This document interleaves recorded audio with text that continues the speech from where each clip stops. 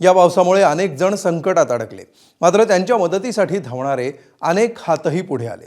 बघूया पावसाळ्यातल्या या रेस्क्यू ऑपरेशनचा आढावा घेणारा हा स्पेशल रिपोर्ट।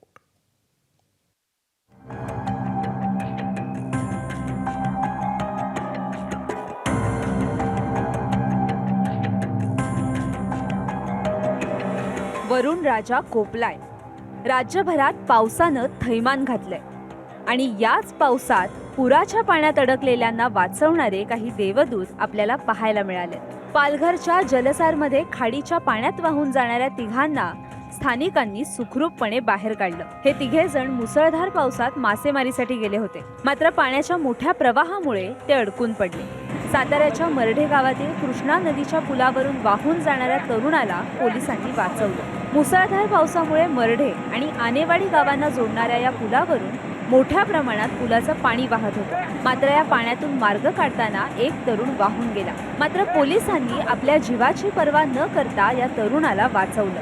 आम्ही मरढे आणि आनेवाडी या पुलावरती हजर आहोत। मरढे पुलाच्या पलीकडून एक इसम शिवाजीराव शिंदे हे पाय घसरून पाय घसरून पाण्यात पडले होते।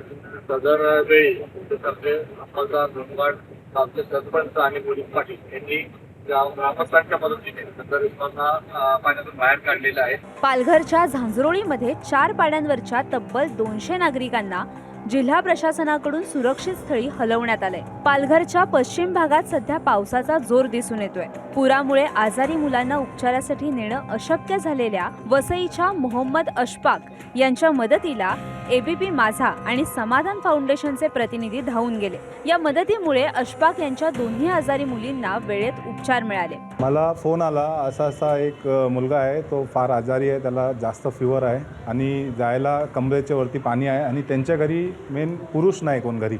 मी समाधान फाउंडेशनचा अध्यक्ष आहे। मला फोन आला आणि फोन आल्यानंतर आम्ही इथून ट्रॅक्टर घेऊन गेले आणि त्यांना हॉस्पिटलला पोहोचवलं। रायगडमध्ये कुंडलिका नदीनं पात्र सोडल्यानं रोहा शहराला पाण्याचा वेढा पडला, त्यामुळे रेल्वे स्थानकाकडे जाणाऱ्या नागरिकांना बोटीच्या मदतीनं सोडण्यात आलं।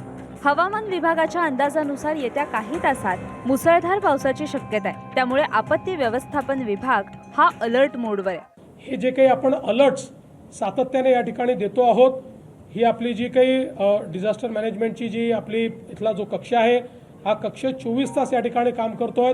आपले ज्या सचिव आहेत, सचिव महोदया असतील, सगळी इथली टीम असेल, हे सातत्याने सगळ्या जिल्ह्यांची, सगळ्या विभागांची आणि अगदी गाव पातळीपर्यंतचे अलर्ट्स आपल्याकडे आहेत, ते गाव पातळीपर्यंत पोहोचवण्याचं काम हे या कक्षातनं होतंय। त्यामुळे सतर्क रहा, काळजी घ्या।